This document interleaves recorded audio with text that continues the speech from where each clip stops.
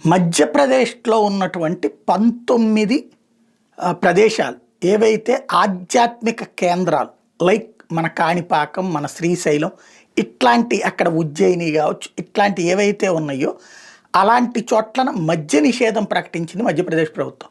అక్కడ మద్యం అమ్మకూడదు ఆ ఏరియాలో, అలాగే ఏదైతే నాన్ వెజ్ ఇట్లాంటివి కూడా అమ్మకూడదు అన్నటువంటిది. ఆంధ్రప్రదేశ్లో ఇట్లాంటి ఉత్తర్వులు ఎందుకు తీసుకురాలేము? తిరుమలకి వెళ్ళే వాళ్ళందరూ తిరుపతిలో దిగుతారు, అక్కడ మద్యం అందుబాటులో ఉండటం అవసరమా?